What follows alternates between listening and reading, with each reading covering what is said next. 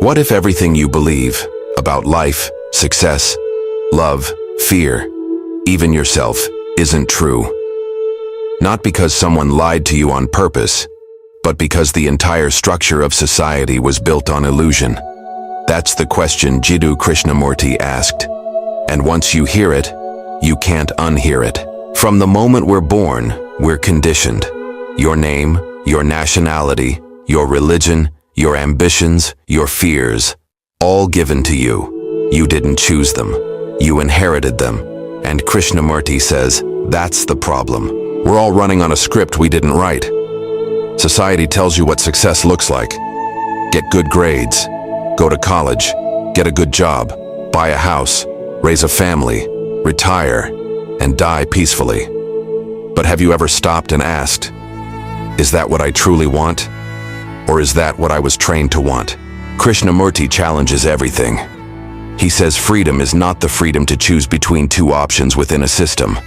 Real freedom is to be free from the system itself, free from fear, free from authority, free from tradition, free from the inner voice that judges you based on standards you never agreed to. He once said, "It is no measure of health to be well adjusted to a profoundly sick society." Think about that. We reward conformity. We punish originality. We call people weird when they don't fit the mold. But what if the mold is broken? What if the mold was never healthy to begin with? When you were a child, you were told what is good and what is bad. You were told to believe in competition, to fear failure, to chase success. But what is success really? Krishnamurti believed that success built on fear is just another form of slavery. Here's the hard part: unlearning. It's not easy to admit that your beliefs might not be your own, that the way you see the world could be the result of decades of conditioning. But until you see that, you're not truly thinking for yourself. You're just repeating. Krishnamurti didn't offer a system, a method, or a step-by-step guide. That's what makes his teachings so different. He said truth is a pathless land. The moment someone tells you how to live, you stop being truly free. So the answer isn't in some spiritual formula or five-step life hack. It's in awareness. Deep, honest awareness of your thoughts and actions. He believed that real change only happens when you observe yourself without judgment. Not trying to fix or improve yourself, but simply watching. Watching how you react, how you speak, how you think, and then asking, why? Why do I feel anxious when I fail? Why do I want approval? Why do I fear being alone? Why do I need to feel important? These questions don't have simple answers, but Krishnamurti says the act of questioning, not the answer, is what transforms you. Because in questioning, you become conscious, and when you're conscious, you begin to break free. It's like waking up in a dream. Suddenly everything looks different. You're no longer caught in the roles and expectations. You begin to live, not as a label or a product of the past, but as a human being, present, aware, alive. And that's terrifying for society, because a person who is awake cannot be controlled. That's why society doesn't encourage deep questioning. It encourages obedience. It rewards those who follow the rules, not those who ask why the rules exist in the first place. Krishnamurti said that true intelligence is the ability to observe without judgment, not to accept blindly, not to rebel blindly, but to see clearly. Let's take fear, for example. Most of us are driven by it. Fear of failure, fear of rejection, fear of being alone, fear of not being good enough. But where do those fears come from? Krishnamurti would say, they come from thought. Not the event itself, but the way we interpret it. The story we attach to it. You lose your job, and suddenly your mind spins. I'm a failure. No one will respect me. I'll never succeed. But losing the job is just a fact. Everything else is the story you add to it. So here's a radical idea. Maybe you're not your thoughts. Maybe you're the awareness behind them. Krishnamurti didn't want you to replace bad thoughts with positive ones. He wanted you to see thought for what it is, a tool, not your identity. And when you stop identifying with thought, something strange happens. Silence, space, a gap between the stimulus and your reaction. And in that gap, there's freedom. You no longer react out of habit. You respond out of understanding. That's the beginning of intelligence. Not the accumulation of knowledge, but the capacity to observe without distortion. But don't confuse this with detachment or indifference. Krishnamurti wasn't telling you to escape the world.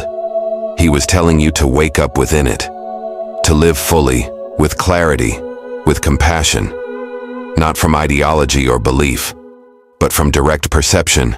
He believed that love, real love, can only exist where there's freedom, not possession, not dependence, not need, love without fear, love without control. That kind of love is rare, because most relationships are built on image, what we think the other person should be. But as Krishnamurti said, the moment you create an image of someone, you stop truly seeing them. Now imagine this kind of awareness in everyday life. You walk into your job, and instead of just playing your role, you observe it. You see the dynamics, the masks people wear, the ambition, the stress. And you don't judge it. You simply see. You come home, and instead of drowning in distraction or routine, you become still. You notice your thoughts, your body, your emotions. You don't try to change anything. You watch, and slowly, something begins to shift. Not because you're trying to change, but because awareness itself is change. When the light is turned on, the darkness disappears on its own. That's the power of what Krishnamurti called choiceless awareness. No resistance, no effort to escape, just seeing. And from that seeing, insight is born. Not borrowed knowledge, but real inner clarity. So, what if everything you've been taught is a lie? Not in some conspiracy theory way, but in the deeper sense. The lie that you are separate, that you must fight to be someone, that you must chase happiness, that you are not enough. These are the silent lies we all live with. And Krishnamurti says, the moment you see the lie, really see it, it loses its power over you. You don't need a guru, you don't need a method, you don't need a belief system. You need to look, not out there, but inward. Because the truth is not hidden, it's just buried beneath layers of noise. And once you begin to peel away those layers, you'll discover something surprising. You've been free all along. So what happens after you begin to see through the illusion? At first, it's unsettling. Everything you once believed starts to lose its grip. The people you looked up to, the dreams you chased, the fears you obeyed, they begin to look like shadows. And that can be scary, because when the old structure falls apart, there's a void, a silence. But Krishnamurti said that in that silence, something new is born, something real. Not built on ambition or tradition or memory, but on direct experience. You begin to live, not based on who you're supposed to be, but on who you are, moment by moment. This doesn't mean you quit your job or run away from society.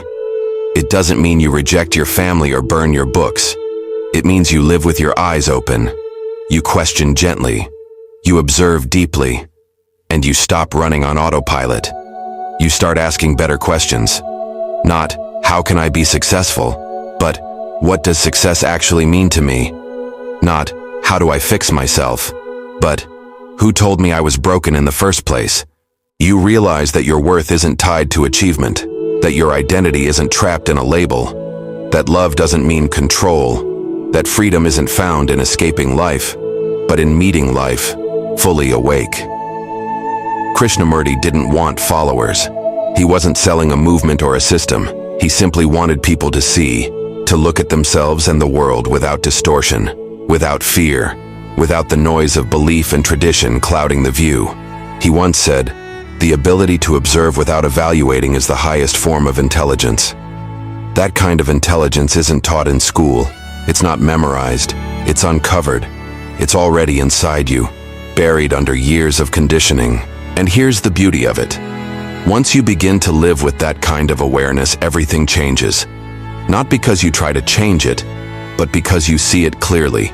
You become more patient, more curious, less reactive. You start to see people, not as categories or roles, but as living, breathing human beings with their own pain, their own story. You stop rushing through life. You listen more. You resist less. You begin to trust your own perception, not what others tell you to see. You might still feel fear, but you no longer become fear. You might still experience sadness, but you don't run from it. You sit with it. You watch. And through that watching, the emotion passes, like a cloud drifting through a vast sky. Krishnamurti taught that transformation is not in the future. It's not something you work toward. It happens in the now, in the very moment you become aware of what's real. So if everything you've been taught is a lie, or at least a deeply flawed version of truth, then the invitation is simple. Wake up. Not to fight the world, not to fix it, but to understand it. And in that understanding, you might just find a peace that no belief can give you. Not the peace of escape, but the peace of clarity.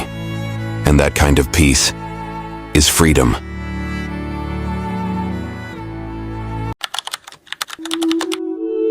Have you ever noticed that no matter how much you think about your problems, they never really go away? You replay conversations. You analyze your emotions. You make lists, plans, and strategies. And yet, the anxiety returns. The confusion remains. You're not alone.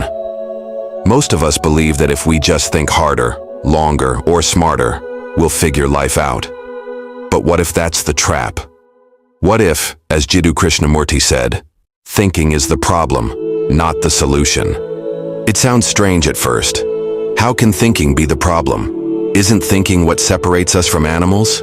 Isn't it how we invent, solve, create, improve?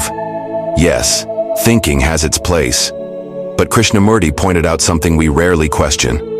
Most of our thinking is just memory, repetition, conditioning. It's not fresh. It's not free. It's the same loop again and again, just with different labels. Imagine this. You're feeling insecure about your job. Your mind starts thinking, what if I get fired? What if I'm not good enough? Should I work harder? Maybe I need to learn more. Maybe I should switch careers. It feels productive, but in reality, you're not solving anything. You're reacting from fear, and fear distorts everything. Krishnamurti said, a mind that is constantly in conflict is not a free mind. And thinking, the way we usually do it, is conflict. It's past versus present. Desire versus reality. Fear versus what is. Thought compares, judges, resists. It creates the problem and then tries to escape it, using the same broken tool. Let's take relationships. You fight with someone you love, then you think, why did they say that? What did they mean? How do I fix this? But the more you think, the more stories you create. You remember old arguments. You anticipate new ones. You imagine what they're thinking. Soon you're not relating to the person anymore. You're relating to your thoughts about them. You're trapped in your own mental maze. Krishnamurti didn't say stop thinking. He wasn't against logic or reason. What he asked was, can you see the limits of thought? Can you notice how thought is always old, always based on what was, never what is? Because real clarity doesn't come from thinking harder. It comes from seeing. He once said, insight is not the result of accumulated knowledge. It is a flash of understanding in the present moment. That's why when you're truly present, watching a sunset, holding a crying child, sitting in silence, something shifts. The chatter quiets down. There's no effort, no judgment, just awareness. And in that awareness, things often become clear without any thinking at all. So what does this mean for us in daily life? It means noticing when you're caught in loops. It means observing your thoughts without blindly believing them.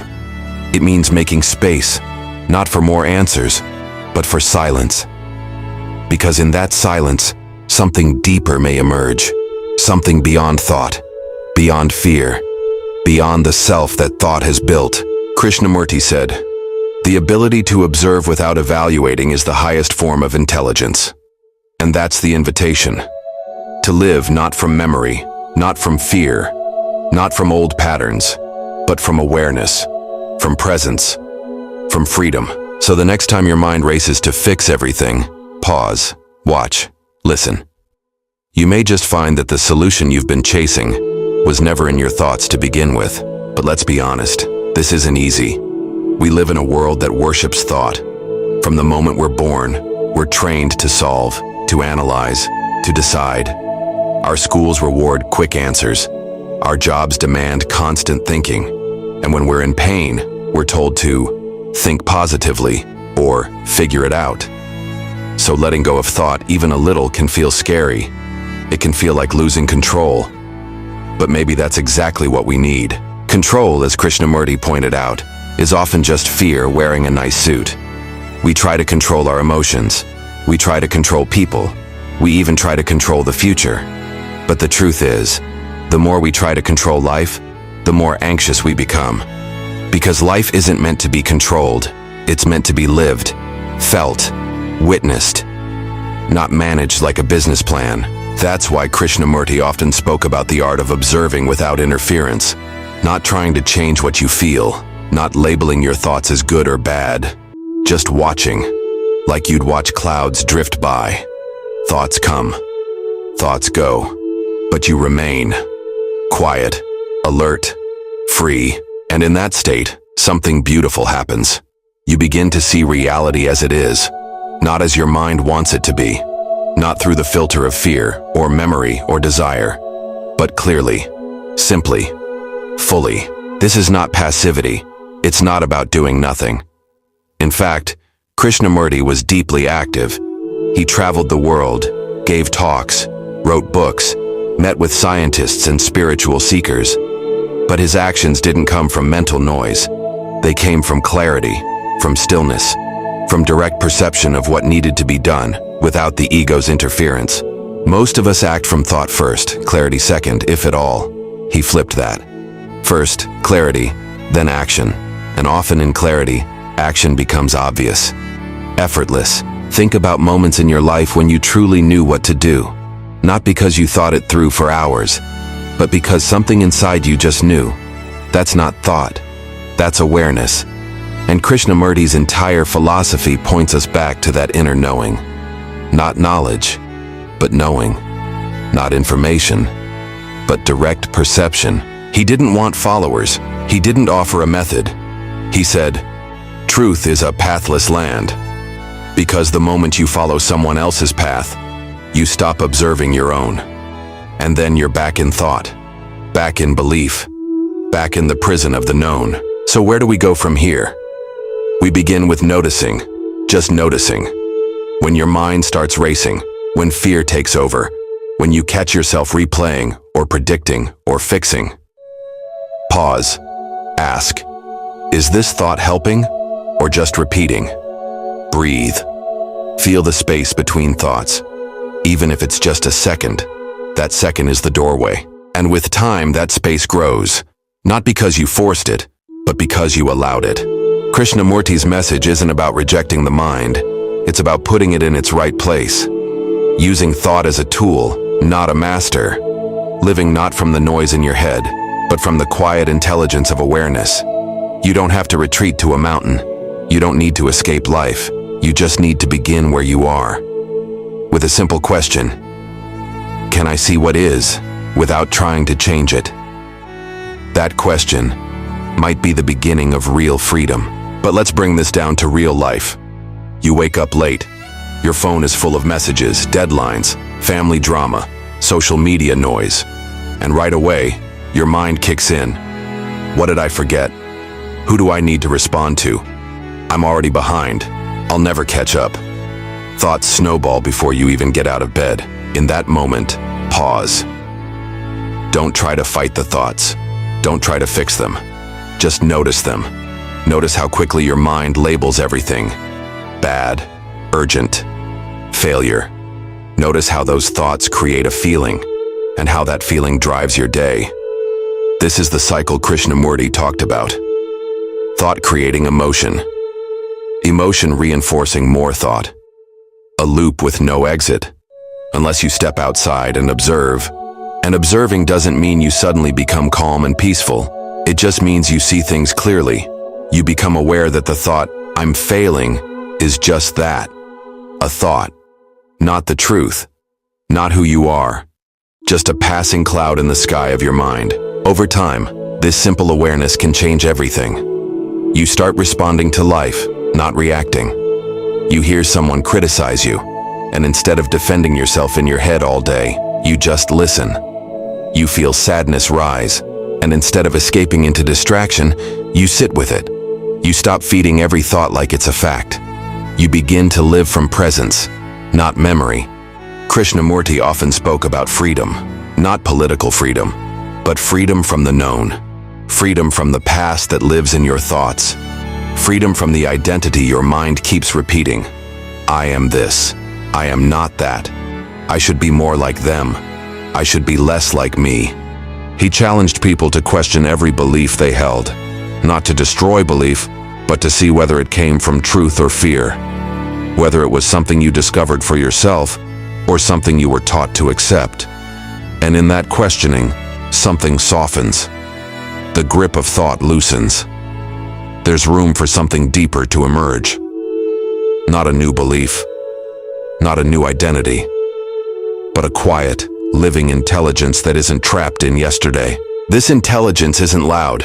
It doesn't give you instant answers, but it gives you space. Space to see, space to breathe, space to live without the constant pressure of becoming someone, fixing everything, proving anything. You begin to realize you don't have to be at war with your mind.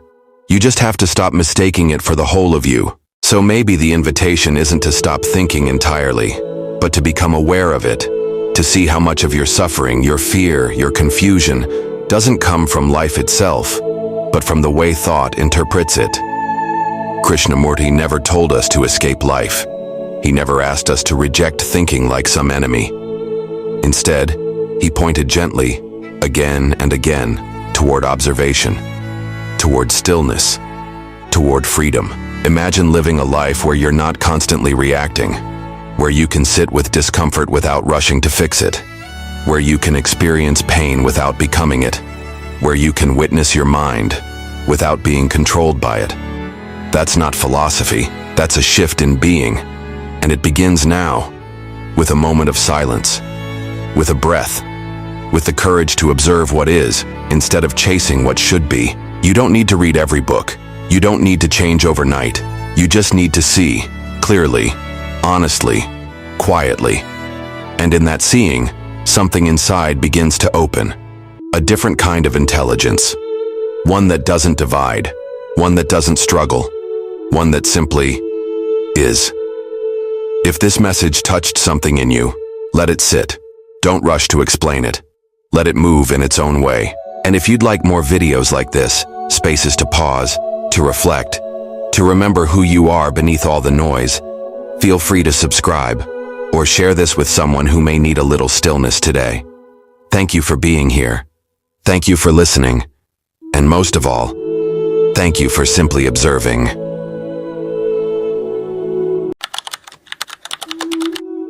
Why is your mind always in conflict?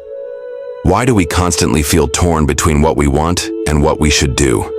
Between fear and desire, between love and attachment, between what we are and what we think we should be. Jiddu Krishnamurti spent his entire life asking this exact question, not just asking it, but living it. And what he discovered is uncomfortable, because it challenges everything we've been taught. Let's slow down for a second. Think about your own life. How often are you anxious because you're trying to do the right thing, but you're not even sure what that is? Or feeling guilty because your actions don't line up with your values or society's expectations? This internal tension, that push and pull, is conflict, and we've been trained to think it's normal, part of being human. But Krishnamurti says, it's not. He believed that conflict isn't some natural burden we have to carry. It's the result of a divided mind, a mind that's always comparing, judging, labeling.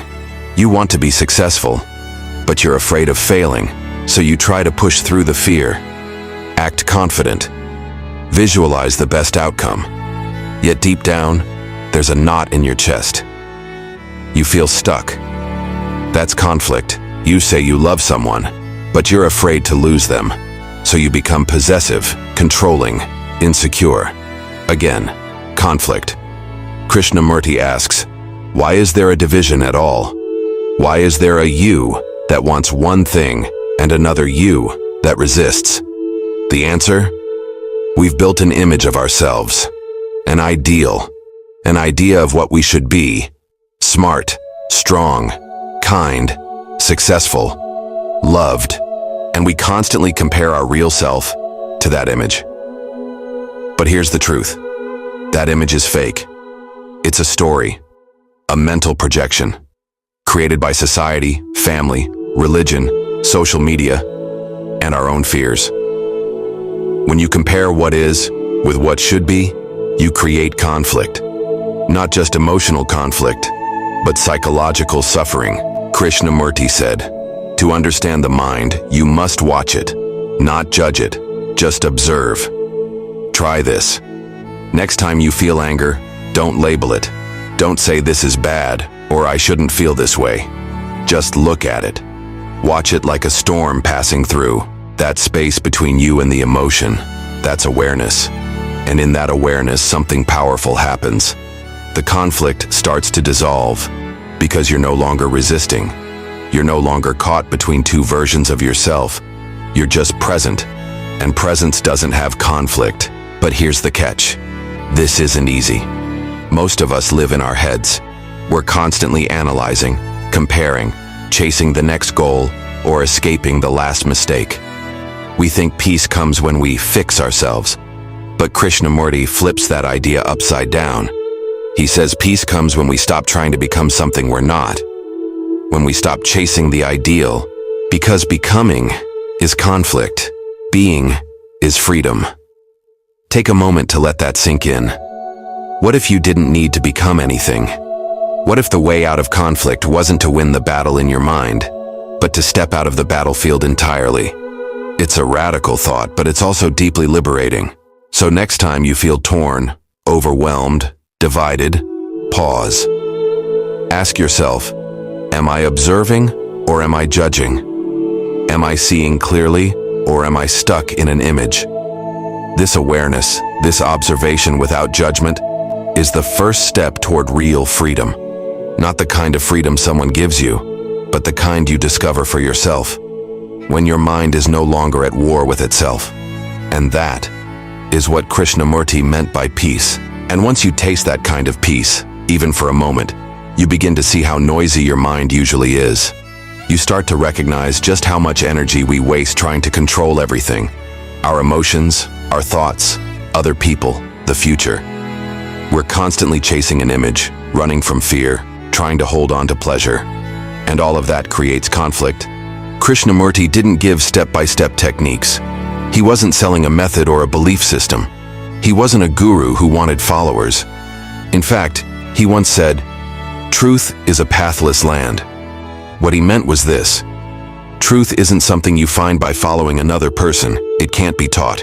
It can only be seen, directly, by you. In the mirror of your own mind. So when you feel inner conflict, don't rush to fix it. Don't reach for a motivational quote or a new self-help book. Sit with it. Watch it. Be honest with what's there. Ask yourself, why am I divided right now? What am I afraid of? What am I trying to become? You'll be surprised how often the answer is, I don't know. And that's okay. Krishnamurti didn't say you had to solve the conflict immediately. He said you have to understand it. And understanding only comes through observation, not analysis. When you analyze, you're still inside the mind, still using thought to try and fix thought. It's like trying to clean a muddy window with more mud. But when you observe, silently, without resistance, the mind begins to settle on its own, like a stirred-up lake eventually becoming still. And in that stillness, something magical happens. You begin to see without distortion. You begin to feel without fear. You begin to live without inner division. Krishnamurti's entire teaching could be summed up in one simple idea. Freedom begins when conflict ends, not because the outside world changes, but because your relationship with your own mind changes. And this freedom, it doesn't come from achieving more or becoming someone better. It comes from seeing clearly. It comes from dropping the illusion of the ideal self. and meeting yourself exactly where you are. Now let's be clear. This doesn't mean you stop growing. It doesn't mean you stop learning or changing. But the change comes naturally, not from pressure or fear. It comes like a flower blooming, not a machine being forced to perform. Krishnamurti once said, "It is no measure of health to be well adjusted to a profoundly sick society." Let that sink in. So much of our inner conflict comes from trying to fit into systems and beliefs that are already broken, trying to live up to standards that were never yours to begin with. Maybe the problem isn't you. Maybe the problem is the image you were told to chase, and maybe the answer isn't to become more, but to simply see more clearly. When you begin to observe the mind, the fear, the desire, the constant inner chatter, without trying to change any of it, something shifts. You begin to notice the space between thoughts. You begin to rest in awareness itself. And in that awareness, conflict loses its grip. Not because you fought it, but because you no longer feed it. So if your mind feels messy today, don't panic. You're not broken. You're human. And in Krishnamurti's words, the ability to observe without evaluating is the highest form of intelligence. Try it. Just observe. No judgment. No story. Just watch your mind as it is. That simple act may be the first real step toward peace.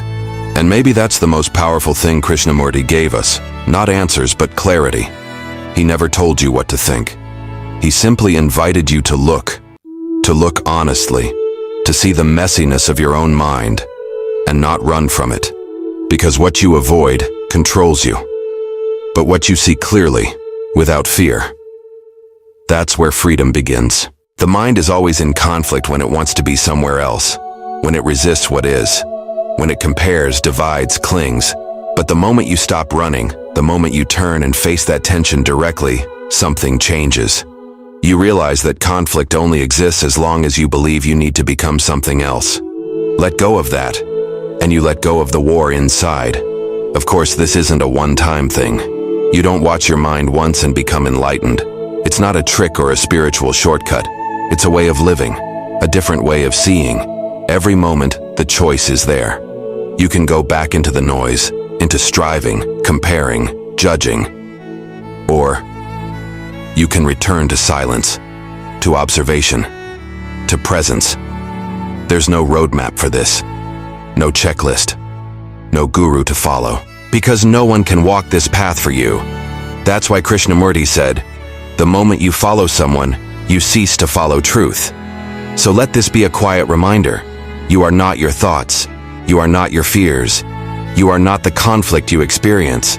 You are the awareness behind it all. And the more you rest in that awareness, the less control conflict has over you. Don't fight your mind. Don't escape it. Just watch it.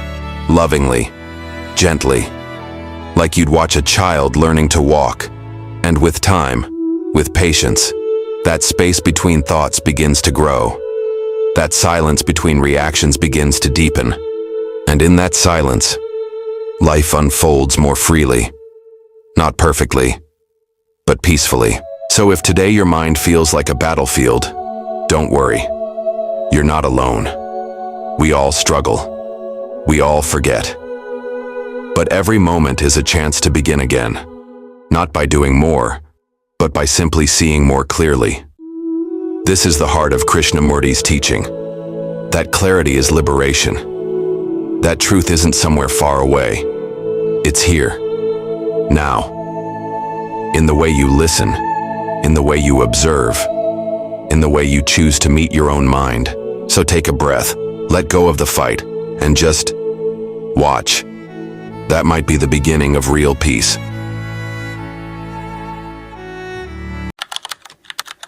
Have you ever paused in the middle of a quiet moment and asked yourself, what is the meaning of life? Not as a random thought, but a real question. One that doesn't come from stress, boredom, or trying to sound deep, but a question that rises from a place deep within. What are we doing here? Why do we live, work, love, suffer, grow old, and eventually die? Krishnamurti, one of the most radical thinkers of the 20th century, believed that to ask this question seriously, we have to let go of everything we've been told. He said we can't find the meaning of life through books, beliefs, religions, or traditions. Not even through a teacher or a guru. That's hard to accept, isn't it? We're so used to looking outside ourselves for answers. But Krishnamurti says, truth isn't something handed down to you. It's not in the past, not in a system, and not in a savior. Truth and meaning are discovered only when the mind is completely free, not from the world, but from the conditioning it has carried for years. Think about it. From childhood, we're told what matters. Be successful, get a job, fall in love, start a family, make money, fit in, win. But is that the real meaning of life? Or is it just what society expects of us? He wasn't saying those things are bad. He wasn't anti-family or anti-success. What he challenged was the assumption that these things are the ultimate purpose of living. He asked us to see whether we've ever looked at life without trying to fit it into a box, without labeling, judging, or comparing. Can you look at life just as it is, without trying to fix it, explain it, or control it? That's where meaning begins, he said, in the act of observation. Not with your opinions, not with your past experiences, but with pure attention. Watching a sunset, listening to the sound of the rain, feeling sadness without naming it, watching your thoughts without chasing them. He called this choiceless awareness. In this space, you're not trying to become something, you're just being. And in that being, in that silence, something extraordinary starts to unfold. Not something magical or supernatural, but something deeply human. Clarity. Krishnamurti believed that the meaning of life isn't found in any fixed answer. It's found in living fully in the present, in being fully aware, and in understanding your own mind. Why you think what you think, why you react, why you fear, why you crave approval. To him, the search for meaning begins with self-knowing, not in a selfish way, but in a deeply honest way. He would ask, can you look at yourself as you truly are, without excuses, without judgment, without shame? That kind of seeing is rare, but it's also powerful. Because once you understand yourself, you begin to understand the whole of humanity. Your pain, your desire, your confusion, it's not just yours, it's shared. And in that realization, something softens. You stop trying to conquer life, and instead begin to live it with a sense of connection, of humility. He said the real revolution isn't out there in society, it's within, in how you see, in how you think, in how you relate. And from that, your actions change. Not because a rulebook told you how to behave, but because you see clearly, and clarity brings compassion. So, what is the meaning of life? According to Krishnamurti, it may not be a thing to find, but a way to live. A way of being that is free from fear, free from dogma, and deeply attentive to the beauty and sorrow of life as it is. And maybe that's the answer, or at least the beginning of it. But let's be honest, that kind of living isn't easy. Not in a world that constantly pulls us away from silence, from stillness, from real attention. We wake up to noise, we scroll, we rush, we compare. We try to keep up with expectations that we didn't even choose. Krishnamurti wasn't blind to that. He knew how loud the world can be, how easily we get caught in it. But he always brought it back to this one point. Freedom starts in the mind. And if we want to discover meaning, we have to first understand how our minds are trapped. Trapped by fear, by the desire to be someone, to succeed, to be accepted, to avoid loneliness. We chase pleasure and run from pain, over and over. We think we're choosing freely, but often we're just repeating patterns, inherited from parents, teachers, culture, even trauma. So he would ask, can you become aware of that? Not fix it, not judge it. Just become aware. See it clearly, as if you're watching a movie of your own thoughts and reactions. That awareness, not thought, not belief, is where transformation begins. It's a radical idea, because it means we don't need a system or a method to become free. We just need to observe, and keep observing, with honesty, with patience, and without escaping into explanations. He said something powerful once. The ability to observe without evaluating is the highest form of intelligence. Think about that. No labeling, no conclusions, just seeing. When you look at a tree, do you just say oak and move on? Or do you really look? The texture of the bark, the way the leaves move in the wind, the sound it makes, the life in it. And what if we could look at people that way, without the filters of memory, judgment, or expectation? Just see them, feel them, understand their fear, their confusion, their beauty. Not as an idea, but as reality. This isn't some spiritual performance. It's not about pretending to be peaceful. It's about being awake, in the deepest sense of the word. Because when we're awake, life is no longer something to escape from or chase after. It becomes something to explore, to feel fully. Whether it's joy or sorrow, success or failure, everything becomes part of this deep, living inquiry. And maybe that's what Krishnamurti meant when he spoke about the meaning of life. It's not a goal. It's not a destination. It's a movement, a constant unfolding of awareness, presence, and understanding. When you live that way, you don't need someone to tell you what your purpose is. You discover it, moment by moment, in the way you listen, in the way you speak, in the way you look at a stranger or sit quietly with your own heart. You begin to realize that meaning isn't found in becoming something. It's found in being fully present, fully alive. Not as an idea, but as an actual experience. Of course, there will still be pain. There will still be uncertainty.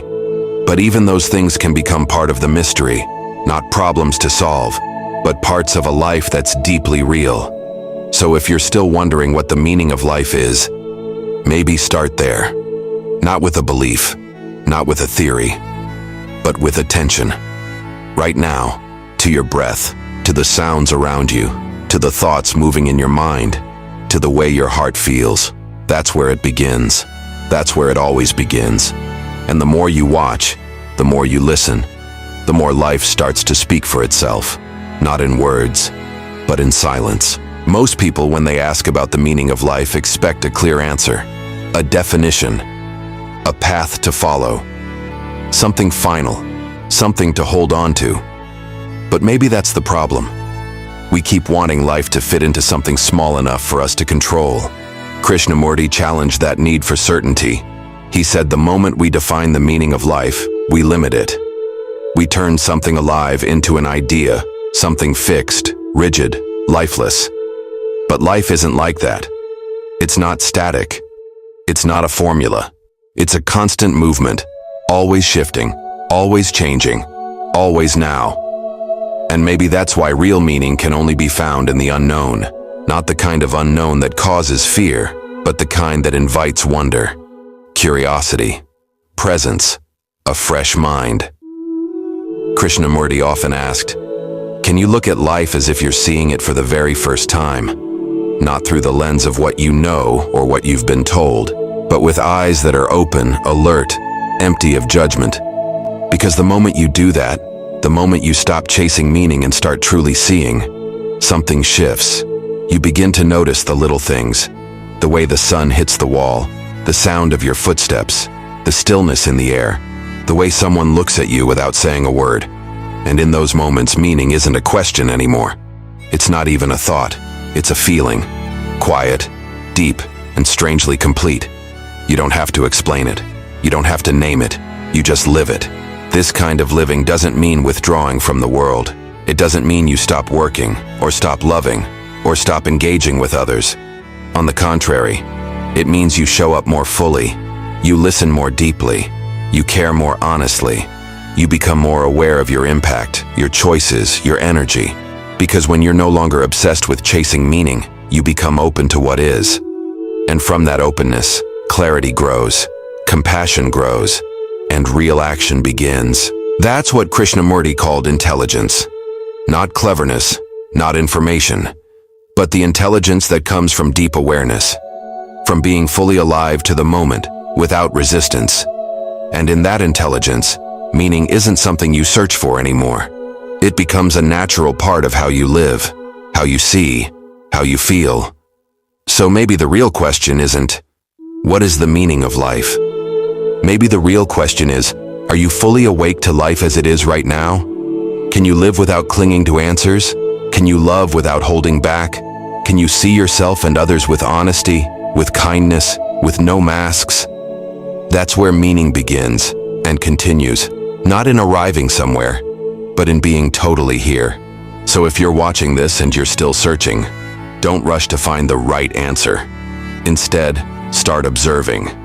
Not just the world around you, but the world within you. Watch your thoughts. Watch your reactions. Watch your fears. Watch how you move through the day. And little by little, you'll start to feel something shift. A quiet confidence. A natural stillness. A deepening of presence. That's not a product of belief or discipline. It's the result of seeing clearly. Krishnamurti once said, "To understand the immeasurable, the mind must be extraordinarily quiet, still." So, as this video comes to an end, maybe take a moment of stillness. No answers, no conclusions, just breath, just being. Maybe that's all we ever needed. And maybe that's enough. We all grew up hearing it. Think positive, keep your chin up, focus on the bright side. It sounds harmless, even noble. After all, why would anyone question the value of optimism? It's painted as a cure-all, a shield against hardship, the mindset that will carry you through anything. But here's a question no one really asks. What if positive thinking is actually keeping you from truly seeing your life?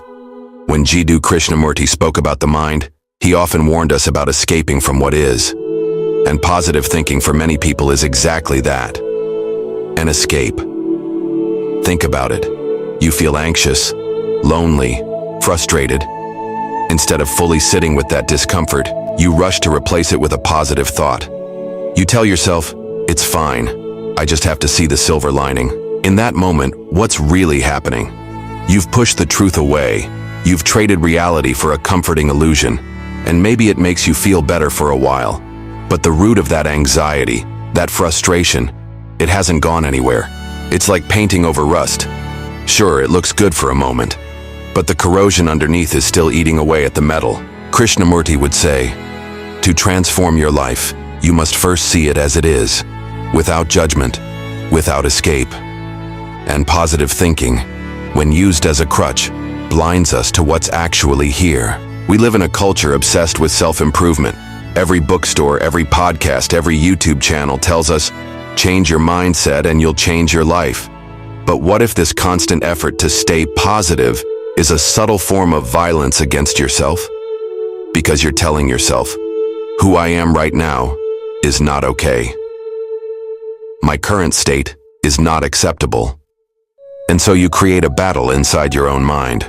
One part of you feels pain, fear, or sadness. The other part of you rushes in with bright-colored thoughts trying to cover it up. And the two sides fight endlessly.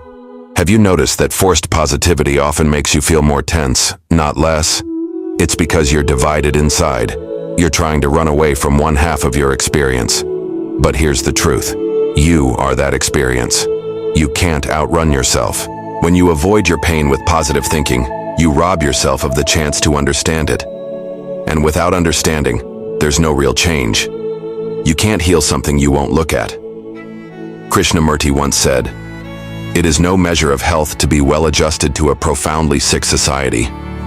Our society often tells us to be okay with things that are not okay, to smile through exploitation, to stay positive when we're being treated unfairly. But real freedom comes from seeing the facts, not from covering them up. If your house is on fire, the answer is not to close your eyes and imagine a beautiful garden. The answer is to deal with the fire. The problem is, most of us are afraid of what we'll find if we stop thinking positively. We believe that without the buffer of optimistic thoughts, we'll drown in negativity. But that fear is just another thought. And thoughts, positive or negative, are not reality. They are interpretations. Imagine you're walking by a lake at sunset. The water is still. The colors are breathtaking. But if your mind is busy labeling it, "This is so beautiful. I'm so lucky. What a perfect day," you're not fully with the lake. You're with your thoughts about the lake. Positive thoughts, yes, but still a layer of separation between you and the actual experience. Now apply that to your life. If you lose your job, the fact is, you've lost your job. That's reality. Everything else, it's okay, I'll be fine. Something better will come. Might be true, but it's still an interpretation layered on top. And if you cling to that interpretation without really facing the loss, the fear, the uncertainty, you'll never understand how your mind reacts to insecurity. And understanding is the only thing that can bring transformation. So this isn't about rejecting positivity. It's about not using it as a shield. There's a difference between seeing things clearly and then naturally feeling hope, versus manufacturing hope to avoid seeing things clearly. The danger is subtle, and that's why it's so powerful. Positive thinking can make you feel like you're growing, when in fact you're just decorating the walls of your mental prison. What Krishnamurti suggested was radical. Stop trying to change your thoughts. Stop trying to force your mind into a certain shape. Instead, just observe. Watch your mind the way you'd watch clouds drifting across the sky. No pushing them away, no pulling them closer, just watching. When you do that, something unexpected happens. The mind begins to quiet. The constant noise of stay positive or don't be negative loses its grip. And in that quiet, you start to see things as they really are. And when you see clearly, you don't need positive thinking.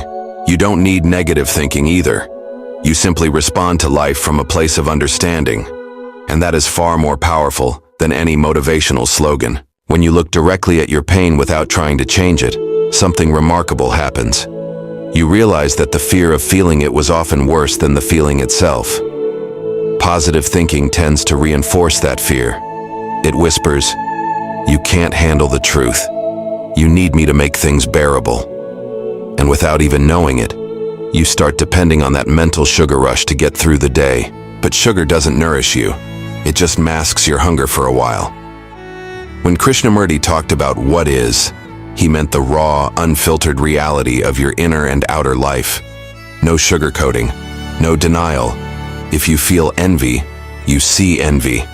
If you feel anger, you see anger. You don't label it bad. You don't try to replace it with gratitude or forgiveness just to avoid discomfort. You simply watch it as you would watch a storm pass through the sky. And here's the thing, storms end, not because you force them to, but because all things change when you stop interfering. If you've ever tried to meditate while in a bad mood, you've probably felt that urge to shift into a better state. That's the habit of positive thinking again, the mind's reflex to escape. But meditation, in Krishnamurti's sense, isn't about escape. It's about staying with yourself completely, without resistance. Some people hear this and think it means wallowing in negativity. It doesn't. Wallowing is still a form of identification. You're clinging to the feeling, feeding it with more thoughts. Observation is different. It's seeing without clinging, without pushing away. Positive thinking, on the other hand, often becomes a way of clinging to an image.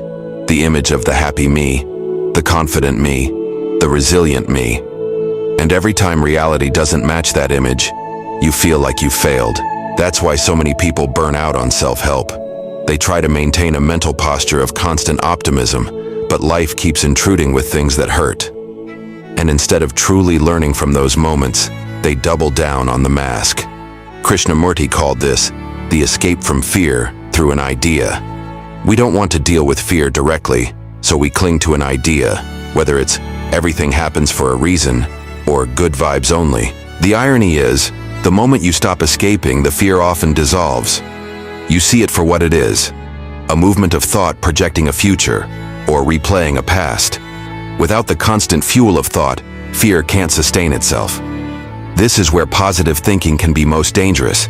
It keeps thought running, keeps the mind busy, keeps you spinning stories, so you never meet silence. And without silence, you can't hear the deeper truths of your life. Look at your own experience. How many times have you told yourself something positive just to avoid feeling a certain way? How many times has that temporary relief prevented you from making a real change? If you're in a toxic job, positive thinking can make you stay longer than you should. If you're in an unhealthy relationship, It can convince you to endure instead of confront. Because the mantra in your head says, stay positive. Things will work out. But sometimes things won't work out unless you see clearly that they're broken. And you can't see that if you keep painting everything with the brush of optimism. The challenge here is subtle. It's not about rejecting positivity, just as it's not about embracing negativity. It's about stepping out of the polarity altogether. Krishnamurti would say, the mind that seeks comfort in ideas will never be free. And positive thinking, however well-intentioned, is still just an idea. When you notice this, when you see the habit as it's happening, that's the beginning of freedom. Freedom begins the moment you no longer need to protect yourself with a constant stream of good thoughts. When you drop the pressure to be positive, you also drop the resistance to what is. And without resistance, there is understanding. Without understanding, there's only reaction, swinging between hope and fear like a pendulum. Krishnamurti often spoke about choiceless awareness, the state of simply being aware, without picking sides. Not for optimism, not for pessimism, not for success, not for failure. Just seeing. This kind of awareness doesn't numb you. In fact, it makes you more alive.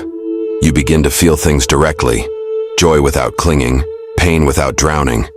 And because you're no longer editing reality to fit a mental picture, your response to life becomes intelligent, fresh, alive. Positive thinking promises safety. But in truth, safety doesn't come from thought. Thought is always old, built from past experiences, past fears, past desires.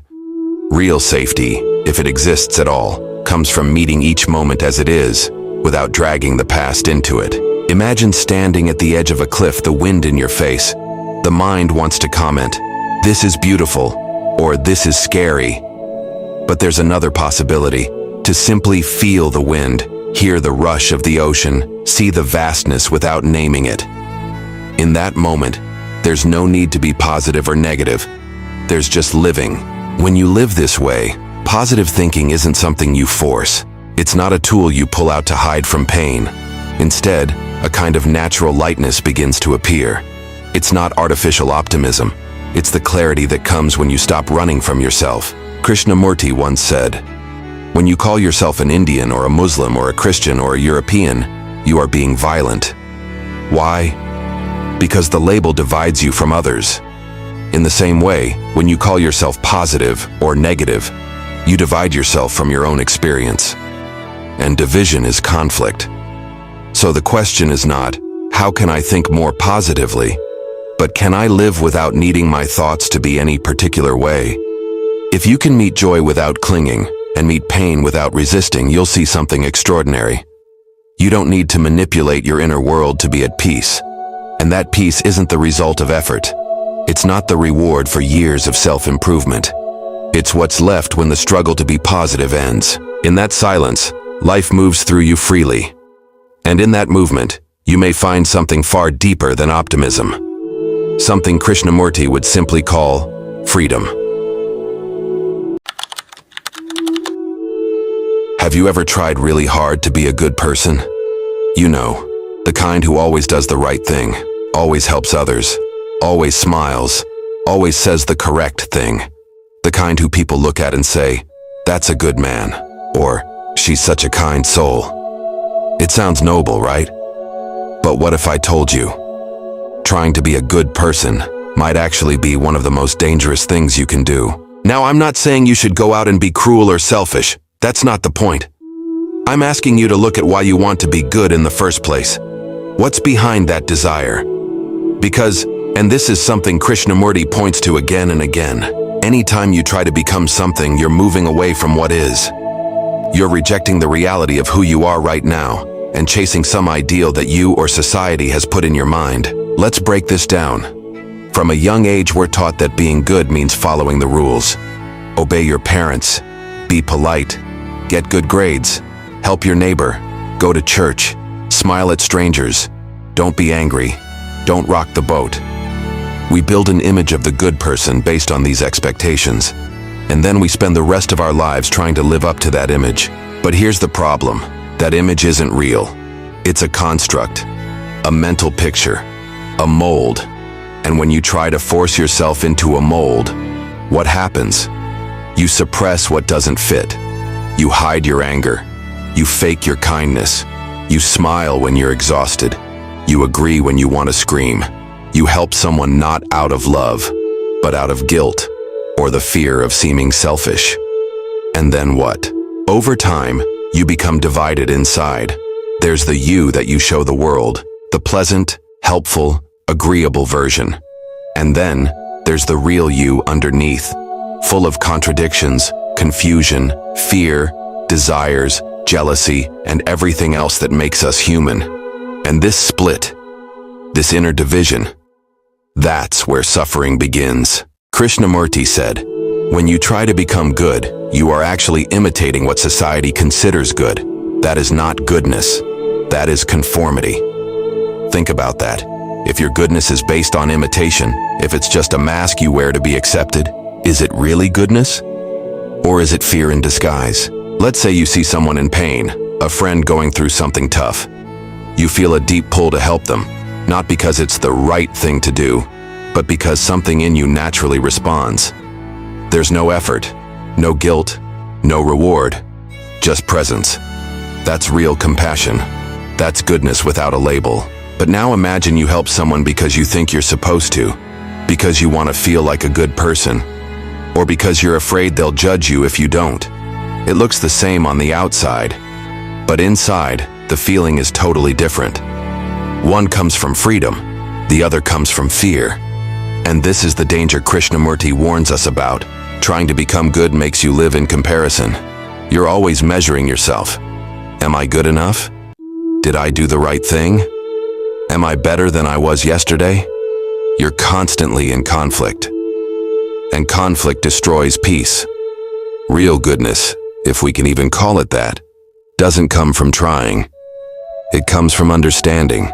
Understanding your own mind, seeing how you react, not judging your emotions but observing them, sitting with your jealousy, noticing your fear, watching your anger rise without running away from it. When you do that, something incredible happens. You stop fighting yourself, and in that stillness, when there's no trying, no pretending, no image to protect, something new emerges. Something honest, alive, unforced. That's the space where love grows. Not romantic love, not sentimental love, but the kind of love that just is, that doesn't need a reason. And that love, not effort, not rules, not approval, is the source of real goodness. So maybe the question isn't how do I become a good person? Maybe the real question is, what happens if I stop trying to be anything at all? Because in that space, where there's no mask, no pressure, no pretending, that's where freedom begins. And maybe, just maybe, that's where real goodness lives. Let's be real for a second. Most of us don't even notice that we're trying to be good. It's so deeply built into us that it feels automatic. You don't think, I'm going to act fake now. You just do what you think is expected, what's polite, what keeps the peace. But over time, that performance becomes exhausting. You start to feel disconnected from yourself, from others. You might even feel angry or resentful, but you don't say anything. You just push it down. And the more you do that, the more you lose touch with what's real inside you. That's what Krishnamurti pointed to again and again. The importance of seeing things as they are, not as we wish they were, or pretend they are. And that includes seeing yourself fully, without judgment, without trying to fix anything. Because when you try to become good, you're constantly rejecting who you are right now. You're saying, this version of me isn't enough. I need to change. I need to improve. I need to be better. But what if there's nothing to improve? What if transformation doesn't come from effort, but from awareness? You see, trying to be a good person often creates conflict, because real life isn't black and white. It's full of complexity. Sometimes the right thing to do upsets people. Sometimes being honest hurts. Sometimes kindness doesn't look like a smile. It looks like walking away, setting a boundary, or telling the truth when it's uncomfortable. If you're busy trying to protect your image of being good, you'll avoid those moments. You'll play it safe. You'll lie to keep the peace. You'll agree just to avoid friction.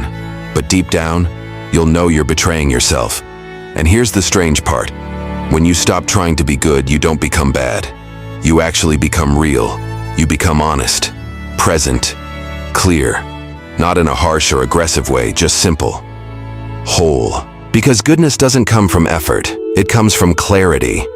And clarity comes when the mind is quiet, not fighting itself, not chasing some idea of perfection, just observing. Krishnamurti once said, "Virtue is not the result of discipline. Virtue is the result of freedom." Let that sink in for a moment.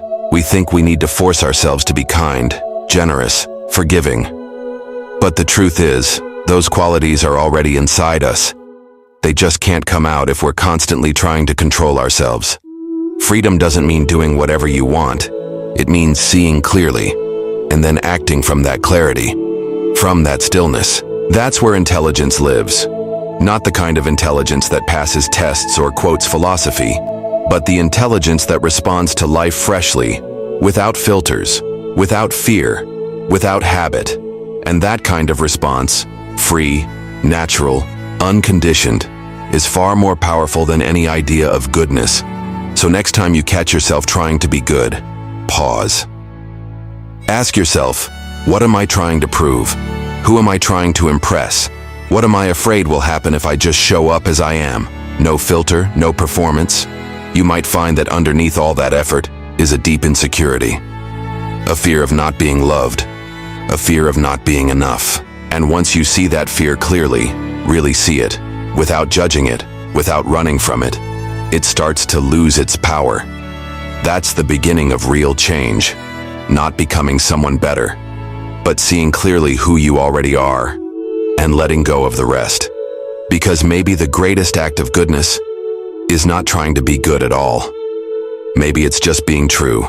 Let's go even deeper. The moment you stop trying to be a good person, when you stop chasing that image, something uncomfortable might rise up. You might feel guilt. You might feel lost. Like, if I'm not trying to be good, then what do I do? Who am I? Because for years, like maybe your whole life, your actions were driven by that inner voice saying, do better, be better, try harder. Without that voice, things get quiet. And in that quiet, you begin to see the truth. That all along you weren't living from your own center. You were living from fear, comparison, and conditioning.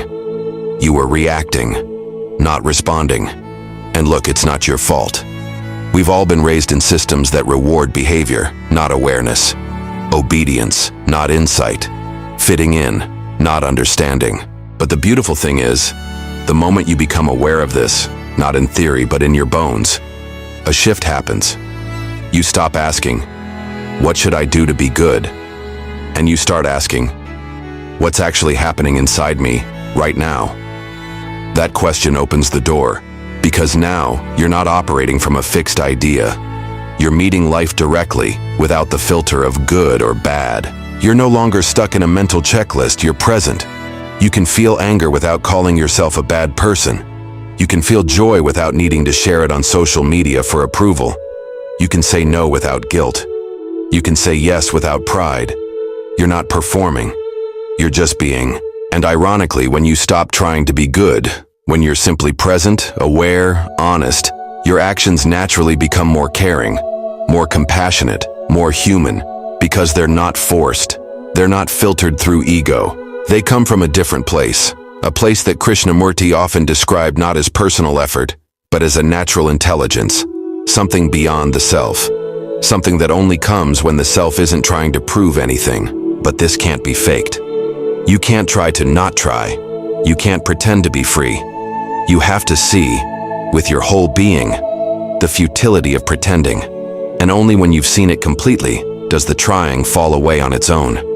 Not because you made it happen, but because you no longer need it. So maybe the real freedom isn't in becoming anything, not better, not wiser, not even good. Maybe it's in seeing yourself clearly, without judgment, and letting that awareness guide your life. Not from fear, not from habit, but from a place of deep silence, where truth isn't something you chase, it simply unfolds. And in that unfolding, you don't become a good person. You become a whole one.